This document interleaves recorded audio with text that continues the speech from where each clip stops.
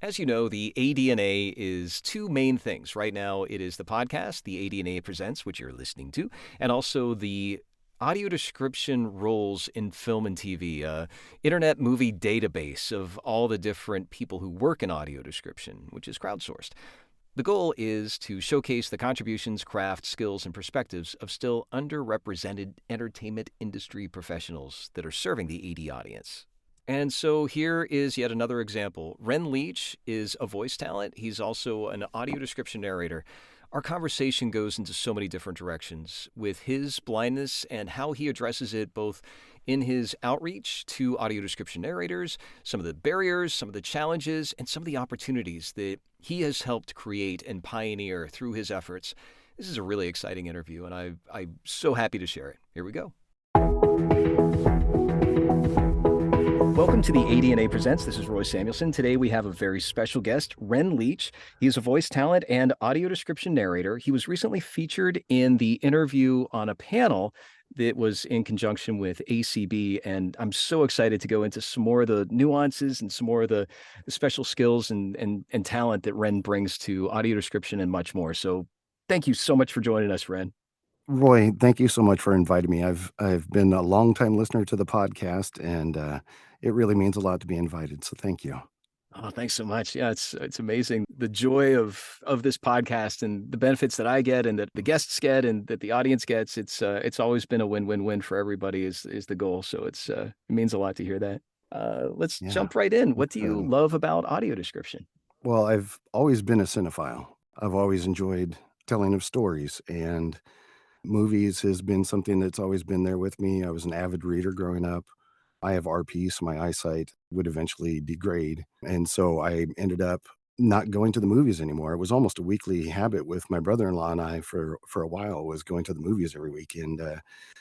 And when I started losing my vision, unable to keep track of what was going on in the movie and felt a little self-aware about asking, I just stopped going. And it was through my wife that she came across audio description. It was the connection that brought me back in, that I felt like I was a part of the conversation again, that I could experience the things that I really enjoyed.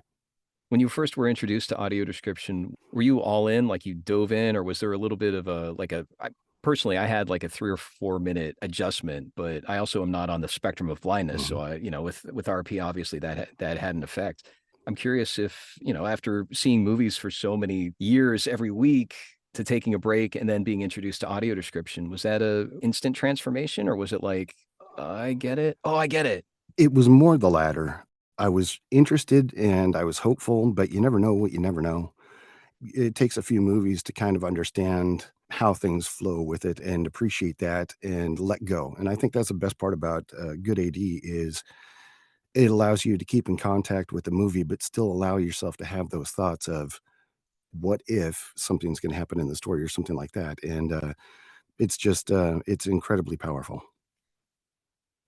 What a great example of the let go. Is there a contribution that's happening for you as a audience of an AD film or TV show or series, or performing as a audio description narrator? Is there a delineation there? I'm assuming they both support each other. They do. And actually I found that, as I mentioned earlier, kind of the idea of letting go into a story. And when you have an 80 track that has everything, it has the good QC, has the good mix, has fantastic writing, and the narration is there to support, but not necessarily guide the story. It gives you the ability to connect on a way that makes myself feel a little more independent. I feel less reliant on other people to give me the information that I'm not seeing when something is coming out. And so the audio description was something that was really hard to get used to because it felt like somebody was kind of talking to me at the same time the Mm. movie was going on. There was a movie, and I can't remember what it was, but it was just something of a throwaway part of the scene.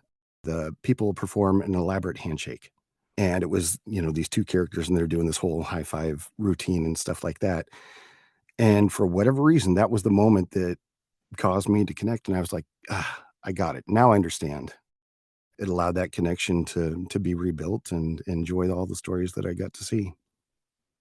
You've mentioned a few times connection in this call, and also in the last time we were in in our discussion. Connection has been such a important Mhm. part of audio description for myself, for you, and for so many others.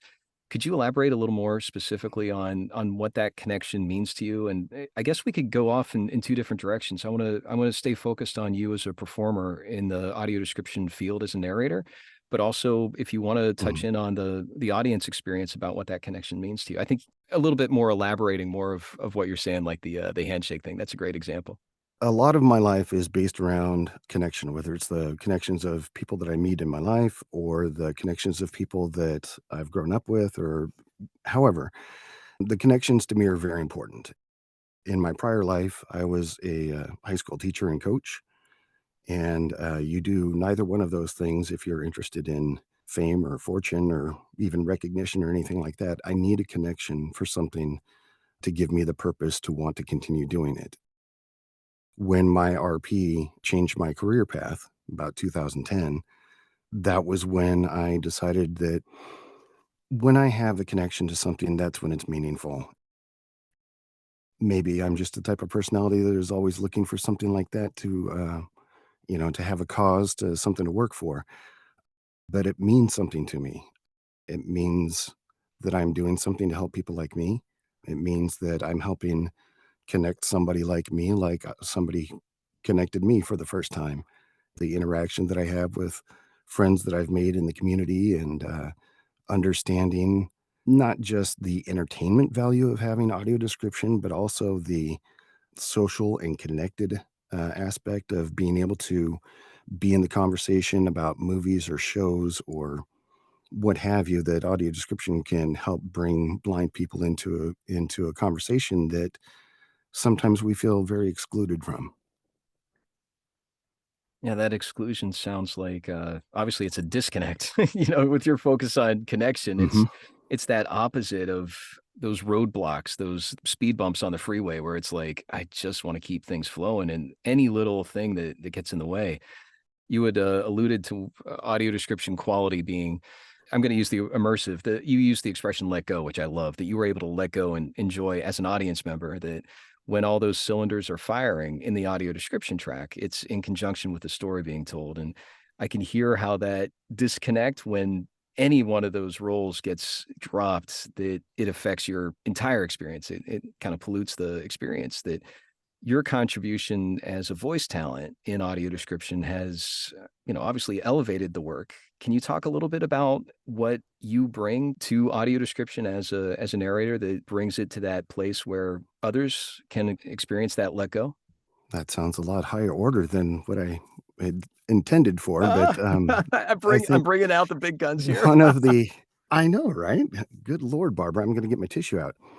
What I bring to it is I'm a storyteller by nature, 20 years teaching history and speaking at graduations and things like that. I'm fine with conveying things to people and bringing that message across, but I think the thing that really motivates me is the connection that I get to audio description, and I know that every project is just as important as the next one.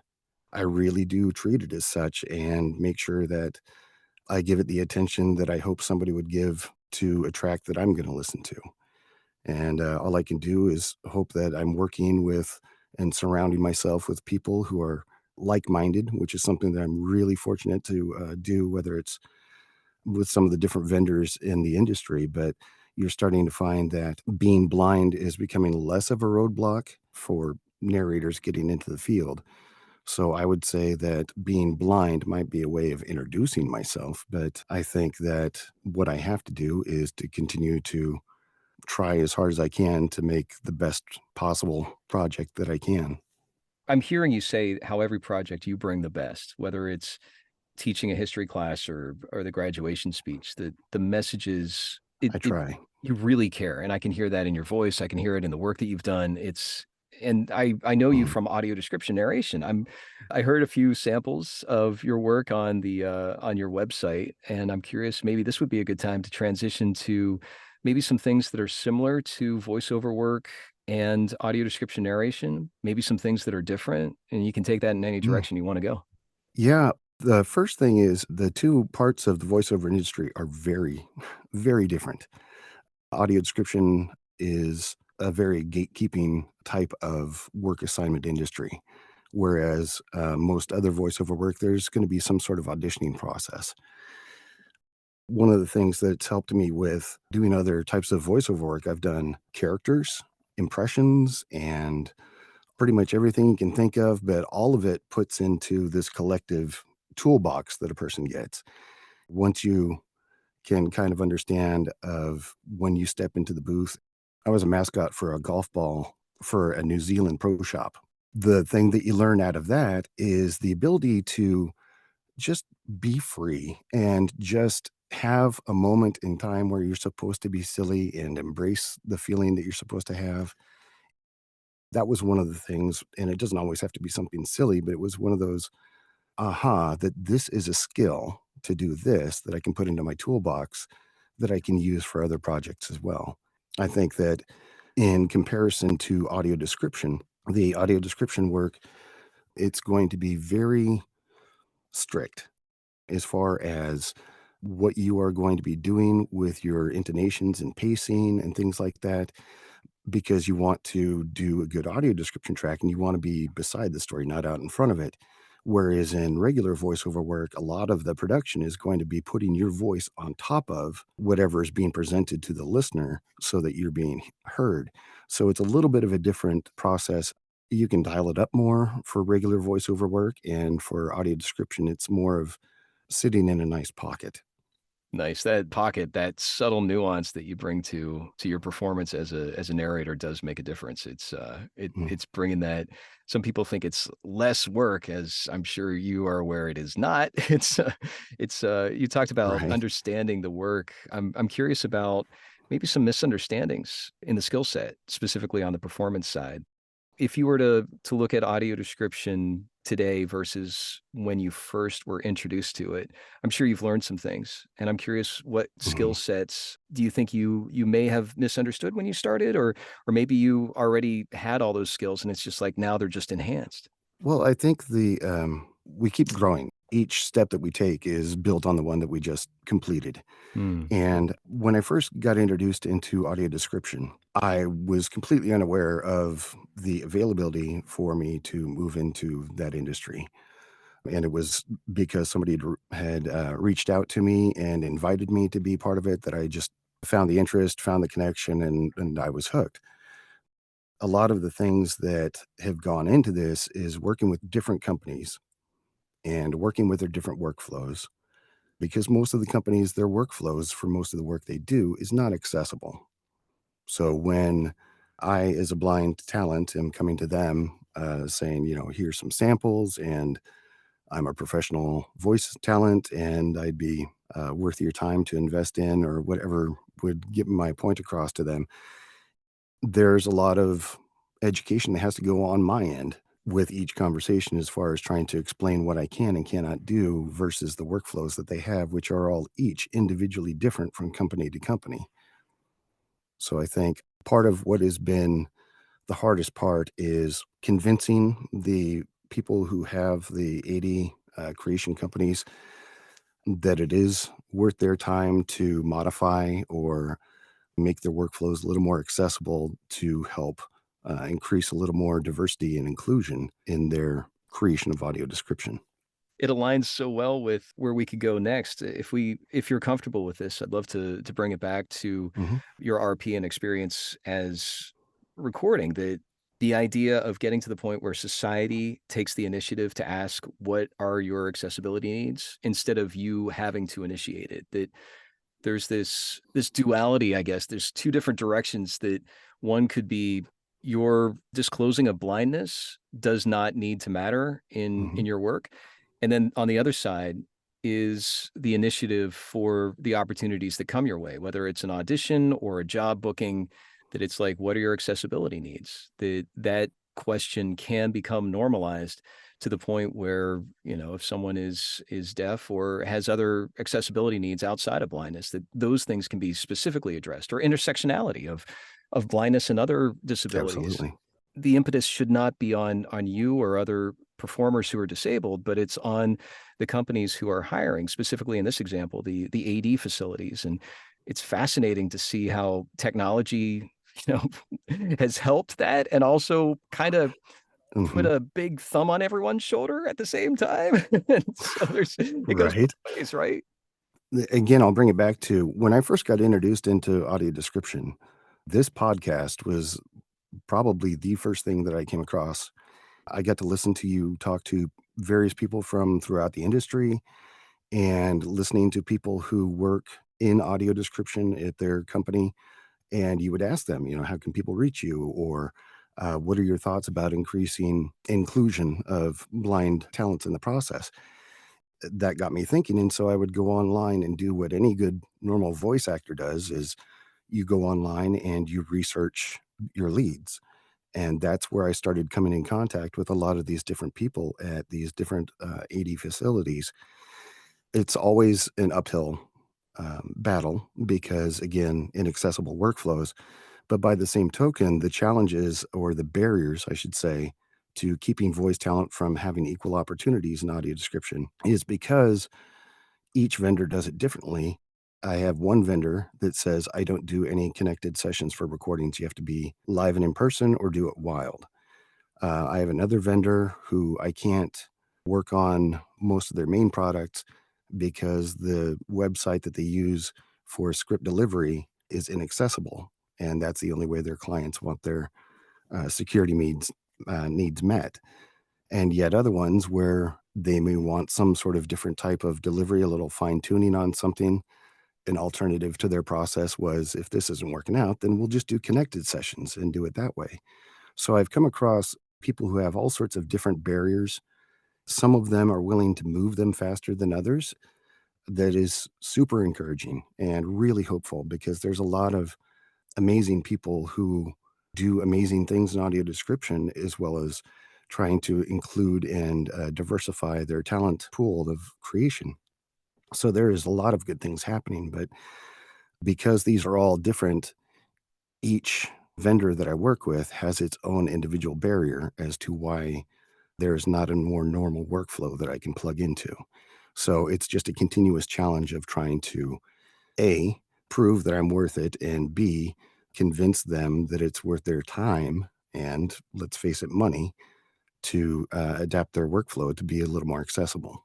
You know, the irony of all this is that this is above and beyond your job of being hired as a voice talent, that all these accessibility barriers are outside of what you should be facing. And yet here's the reality of it. Mhm. What I'm hearing also is that with Yeah. each of these different approaches, that you are going above and beyond your job. The companies that do have that, let's call it a growth mindset, where they're open to Mhm. approaching their clients, the facilities clients, or they're open to asking you, hey, what kind of accessibility barriers are you facing that we can help remove? It's above and beyond what your role is. Do you find yourself put in the position of just being exhausted, having to go through this again and again? Or do you find it charges you up Right. that you're pioneering and paving the way for future voice talents that do have disabilities? I think a couple of different things. First, it depends on the vendor. There are vendors that I've contacted who, of course, would love to work with blind talent, but they have absolutely no way of making that happen. And who knows if they have any ability to make it happen in the future. There are those that have made things work as they are, which has been a good level of introduction and getting more people, especially blind talents, diverse blind talents into the audio description field, but also having people who are willing to adapt their workflows. There's one of the companies that I was with that used me as a consultant to evaluate their website accessibility. And we're waiting for that to take a next step, but we're still seeing some people are willing to take that extra step. Others are waiting to be told there's another step, and there are others still that will watch from the sidelines. This will be a nice segue into our next question about some maybe a specific challenge that you're comfortable sharing that was a victory that we can keep in the same theme of accessibility, or we can jump into Mhm. performance of the audio description or another voiceover. But I'd love to hear any story that you feel like sharing that you're like, yeah, I got this one. Well, yeah, I mean, that's part of the problem is my confidence got out in front of me early on. When I first started doing audio description, it was only about 6 months after I'd started up the voiceover business again. I was still using a lot of the same processes that I'd done before as a sighted person, using screen magnification and things like that. I found out very quickly that within the time frame that audio description is created, I needed to work faster and more efficiently. There was a project that I did for a company that may have been probably the worst audio description track ever delivered to that company. I had all kinds of technical issues. I had file formats that were changed at some point in the process, and it was horribly embarrassing. But here's another one of the things that I talked about with the people that we work with. Yeah, it's a time-based, result-oriented industry, but I was having a lot of problems and I was getting the training to get it. I just wasn't fluent with it yet. The project manager was more than gracious, was probably a lot more understanding than I would have expected. The willingness to work with me and as well as to try and help figure out how to avoid these in the future and stuff like that was one of those where I felt connected to the company that I was working with. I didn't feel that I was just an outside person delivering. I was actually working with people who care about the people they work with. And that further solidified me into the industry because that has been pretty much the mindset of 90% of the people that I've met in this industry are people that care about what audio description is for, and they care about making sure that they're doing the best that they can. That was one of those things where it kind of shifted my viewpoint a little bit as just working as an outside contractor and actually feeling as part of a company. Again, I need the connection, so they've got me hook, line, and sinker with them all the time now. Oh, that's great. That connection to other people, this theme of connection is echoing. Love to jump to the next question. Let's go idealistic Ren Leach world. We've now fast forward, you name how far in advance in the future. Next week, next month, next year, 5 years. What's the ideal scenario for you in audio description or in your career? In audio description, I would love to see an arm of an AD vendor company be completely operated by blind talents and have the entire process run through blind. I know that you've had people on the show that have written scripts and you've had blind script writers on the show. There is nothing about the workflow process that is not available in some sort of growth capacity to allow blind and low vision talents to be part of this process. I think that we should be a part of this process. I sometimes may come across as a little, let's call it persistent when I'm contacting the people at these companies and whether it's pushing for work or introducing people, other blind voice talents. I take it all very seriously with the idea of we're just on the first steps of being able to be inclusive. And I think, as you mentioned earlier, the technology now is going to afford us the ability to have those accessible workflows to allow for more blind creatives to be in the field that honestly we deserve to be in. And there are some examples that are gonna be coming a lot sooner than future, that we're talking about. So Yeah. that's definitely in the works. Is there anything else that we haven't Yeah. covered yet that you'd love to share with our audience? I would hope that if there's anybody who's out there who's thinking of being involved in audio description, I would really encourage you to reach out and communicate with me, if nothing else, and I can help facilitate connections if possible. But I have friends who are blind audio description narrators, and I have friends who are blind voice talents. But I also want to encourage lots of people to just don't put the limit on yourself. Why not you? Everybody has their own voice, and there's plenty of projects for all types and styles of voices. So you don't have to have a type of voice. If you have the willingness and the heart and you're willing to put in some time, then absolutely you should be in this industry and you should be welcomed into it. Ren, what's a great way to follow you? Thank Social you. media, websites, contact information that you feel comfortable sharing publicly? Sure. You can reach me at Ren Leach. That's REN at RENLEACH.com, or you can find me on LinkedIn And you can also find me on the X Twitter, although not as frequently as I used to. Thanks so much for joining us. Thank you so much, Roy.